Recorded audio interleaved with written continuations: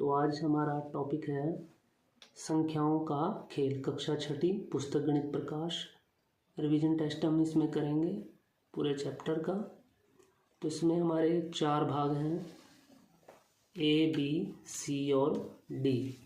सबसे पहले हमारा पहला भाग ए, जिसमें रिक्त स्थान भरो। तो सबसे पहला क्वेश्चन है, सबसे छोटी प्राकृतिक संख्या डैश है। तो प्राकृतिक संख्याएं 1 से शुरू होती हैं, गिनती वाली संख्याओं को प्राकृतिक संख्याएं बोलते हैं। तो पहले क्वेश्चन का जो आंसर हुआ वो हुआ 1।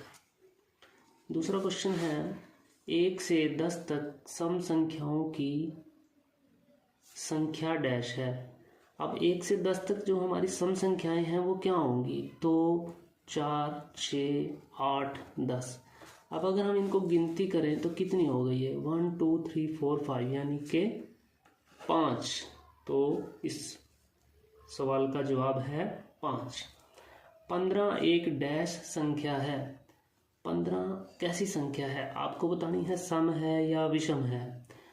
तो 15 जो है 2 से पूरी भाग नहीं होती, तो 15 जो है विषम संख्या है। इसके बाद है 1 से 20 तक डैश अभाज्य संख्याएं हैं। अब हमें अभाज्य संख्याएं बतानी हैं 1 से 20 के बीच की अभाज्य संख्याएं जो सिर्फ अपने टेबल में आती हैं, अपने पहाड़े में आती हैं। तो 2, 3, 5, 7, 11, 13, 17, 19 ये हो गई हमारी 1 से 20 के बीच की। तो गिनते हैं इनको, 1, 2, 3, 4, 5, 6, 7, 8। तो इनकी संख्या हो गई 8। तो इस सवाल का जवाब हुआ 1 से 20 तक 8 अभाज्य संख्याएं हैं। इसके बाद है 0 न तो डैश है और न ही डैश है। तो इसका जवाब है 0 न तो भाज्य संख्या है ना ही अभाज्य संख्या है। 0 ना ही भाज्य संख्या है ना ही अभाज्य संख्या है। इसके बाद सही गलत लिखिए। अब हमें सही गलत छांटना है। तो क्वेश्चन नंबर 6 में 11 एक विषम संख्या है। अब 11 2 से पूरी भाग नहीं होती, तो ये बात बिल्कुल सही है। तो क्वेश्चन नंबर 6 का जवाब हो गया सही। क्वेश्चन नंबर 7, 0 एक पूर्ण संख्या है। पूर्ण संख्याएं 0 से शुरू होती हैं, तो बिल्कुल सही जवाब है। क्वेश्चन नंबर 7 का जवाब हो गया सही। इसके बाद 8वां है 1 एक अभाज्य संख्या है। अब आप देखें अभाज्य संख्याएं हमारी शुरू होती हैं 2 से, 2, 3, 5, 7। तो यहाँ पे लिखा है कि 1 एक अभाज्य संख्या है, तो ये बात जो है गलत है। 1 जो है अभाज्य संख्या नहीं है, तो इसका जवाब हो गया गलत। क्वेश्चन नंबर 9, हर सम संख्या 2 से विभाज्य नहीं होती। अब ये कह रहा है कि जो सम संख्या होती है वो 2 से विभाज्य नहीं होती, जबकि उल्टा है। सम संख्याएं तो हमने क्वेश्चन नंबर 2 में की थी, 2, 4, 6, 8, 10। वो तो 2 से ही भाग होने वाली संख्याएं होती हैं, सम संख्याएं, इवन नंबर जिनको हम बोलते हैं। तो हर सम संख्या 2 से विभाज्य नहीं होती, ये बात हो गई गलत। क्वेश्चन नंबर 10, 4 सबसे छोटी सम संख्या है। अभी हमने सम संख्याएं करी थी 2, 4, 6, 8, 10। तो सबसे छोटी कौन सी थी? 2। और यहाँ पे लिखा है सबसे छोटी सम संख्या 4। तो ये जवाब हो गया गलत। इन क्वेश्चंस को आप अपने आप भी कर सकते हैं, 1 से लेकर 20 तक अपने आप करें, फिर इससे आंसर आपने टैली करें। इससे आपका टेस्ट हो जाएगा। जो क्वेश्चन आपको नहीं आएंगे वो आप सीख सकते हैं। क्वेश्चन नंबर 11, सम संख्या किसे कहते हैं? अब सम संख्या किसे कहते हैं? वह संख्या जो 2 से पूरी भाग हो, जो 2 से पूरी भाग हो, उस संख्या को हम क्या बोलते हैं? सम संख्या। इसके बाद है अभाज्य संख्या किसे कहते हैं? अभाज्य संख्या किसे कहते हैं? जिस संख्या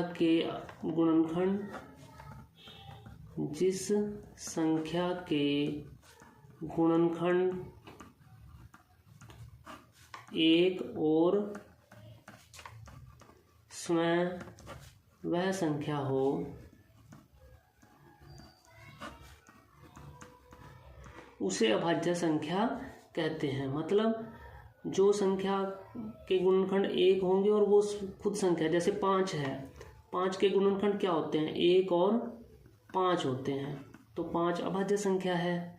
अब जैसे 10 है, 10 के गुणनखंड क्या होंगे, 1 2 5 10, तो 10 अभाज्य संख्या नहीं है। इसके बाद क्वेश्चन नंबर 13, 1 से 20 तक की विषम संख्याएं लिखो। विषम संख्याएं कौन सी होती हैं, जो 2 से पूरी भाग नहीं होती। तो 1 के बाद आएगी 3, फिर 5, फिर 7, फिर 9, फिर 11, फिर 13, फिर 15, फिर 17 और 19।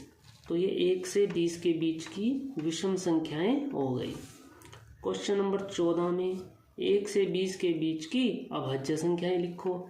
1 से 20 के बीच में अभाज्य संख्याएं कौन सी होती हैं, 2 3 5 7 11 13 17 19, 2 3 5 7 11 13 17 19। तो ये अभाज्य संख्याएं हमारी 1 से 20 के बीच की हो गई। इसके बाद आ जाता है महाकोष्ठ क्या है। ये बड़ा इंटरेस्टिंग क्वेश्चन है। महाकोष्ठ क्या है, उदाहरण सहित बताओ। ये नई चीज है छठी के बच्चों के लिए। महाकोष्ठ को अंग्रेजी में बोलते हैं सुपर सेल। महाकोष्ठ को बोलते हैं इंग्लिश में सुपर सेल। सुपर सेल में क्या होता है, हमारे पास कुछ नंबर होते हैं सेल्स में, 1 2 3 4 5 6 7 8। इस एग्जांपल में हमारे पास 8 सेल हैं, 8 कोष्ठ हैं, इसमें संख्याएं हैं। अब हमने इस तरफ से शुरू कर देना है और देखना है कि जो बड़ा है, अब जैसे 300 है, 300 से बड़ा कौन है, 426। लेकिन 426 से भी बड़ा कौन है, 516। अब 516 अपने लेफ्ट वाले से 426 से बड़ा है और 516 अपने राइट वाले 360 से भी बड़ा है। तो 560 हो गया महाकोष्ठ, 516 बन गया महाकोष्ठ। इसके बाद 380 से बड़ा है 410 और 410 अपने पड़ोसी 290 से भी बड़ा है, तो 410 हो गया महाकोष्ठ। महाकोष्ठ में वो इससे भी बड़ा है, इससे भी बड़ा है। फिर इस तरह आगे बढ़ते हैं। अब 290 से आगे है 108, लेकिन 108 तो 290 से बड़ा नहीं है, इसलिए वो महाकोष्ठ नहीं बन सकता। लेकिन उससे परे 115 है, 115 किससे बड़ा है, 108 से, और 115 से परे कोई नंबर नहीं है, तो 115 भी बन गया महाकोष्ठ। महाकोष्ठ को हम दोबारा समझते हैं। महाकोष्ठ में हम एक तरफ से शुरू करके देखते हैं कि बड़ी संख्या है, जैसे 300 से बड़ी संख्या है 426, लेकिन 426 से बड़ी है 516, तो 516 से आगे छोटी है 380, तो 516 अपने लेफ्ट से और राइट वाले दोनों नंबरों से बड़ा है, इसलिए 516 है महाकोष्ठ। इसी तरीके से 410 यहाँ पे महाकोष्ठ इन दोनों से बड़ा है, और 115 108 से बड़ा है, दूसरी तरफ कोई नंबर नहीं है, इसलिए 115 भी महाकोष्ठ। और इनको हम कलर से भी शेड कर सकते हैं। इसके बाद क्वेश्चन नंबर 16, दी गई संख्याओं को भाज्य और अभाज्य संख्याओं में वर्गीकृत करो, मतलब बांट दो। तो इसमें से हम भाज्य संख्याएं अलग छांट देंगे और अभाज्य अलग छांट देंगे। भाज्य संख्याएं जो किसी पहाड़े में आती हैं, टेबल में आती हैं, 10 हो गया जैसे, और फिर 15 हो गया। इसके बाद जो 17 है, 17 अभाज्य संख्या में आएगा। 25 तो 5 के टेबल में आता है। फिर 29 अभाज्य होता है। 41 अभाज्य होता है। 45 9 पंजे 45 होते हैं, 15 3 45 होते हैं, तो भाज्य में चला गया। 49 7 7 49 होते हैं। 71 अभाज्य में आ जाएगा। 72 18 चौक 72 होते हैं। 75 15 पंजे 75 होते हैं। तो ऐसे करके हमने छांट लिया संख्याओं को भाज्य और अभाज्य में।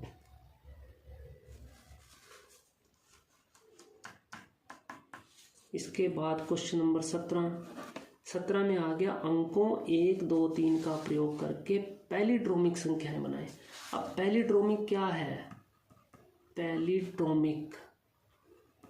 पैलिड्रोमिक एक नया वर्ड है बच्चों के लिए। पैलिड्रोमिक संख्याएं कौन सी होती हैं? जिनको एक जैसा पढ़ा जाए, बाएं से दाएं और दाएं से बाएं, एक जैसा पढ़ा जाए, बाएं से दाएं और दाएं से बाएं। अब जैसे 1 2 3 से हमने बनानी है, तो 1 2 1। अब इसको ऐसे पढ़ेंगे 1 2 1, और उधर से पढ़ेंगे 1 2 1, तो ये बन गई पैलिड्रोमिक संख्या।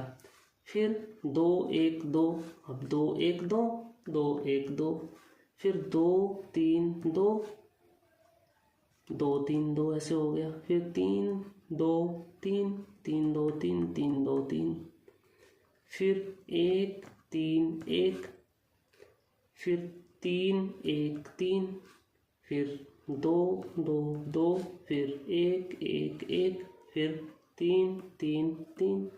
ये बन गई हमारी पैलिड्रोमिक संख्याएं 1 2 3 की मदद से। इन संख्याओं की खासियत क्या है? इनको बाएं से दाएं पढ़ो चाहे दाएं से बाएं पढ़ो, एक जैसा पढ़ा जाता है। इसके बाद क्वेश्चन नंबर 18, संख्या 6 3 8 2 से शुरू करके कॉपरेकर स्थिरांक पर पहुंचे। अब कॉपरेकर नंबर क्या है? कॉपरेकर स्थिरांक क्या है? 6 1 7 4। इसको क्या बोलते हैं?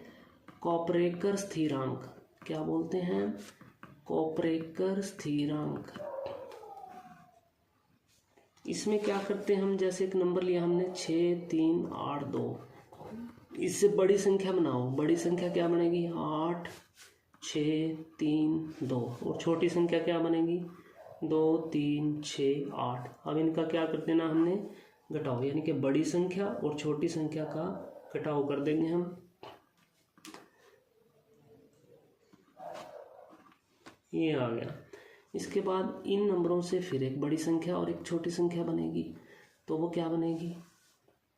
6 6 4 2, बड़ी संख्या बन गई। 2 4 6 6, ये छोटी संख्या बन गई। अब इनका घटाव करेंगे, क्या आएगा? अब इन नंबरों से फिर बड़ी संख्या बनेगी, फिर छोटी संख्या बनेगी, तो बड़ी संख्या क्या बनेगी और छोटी संख्या क्या बनेगी, और इनका घटाव करके कितना आएगा?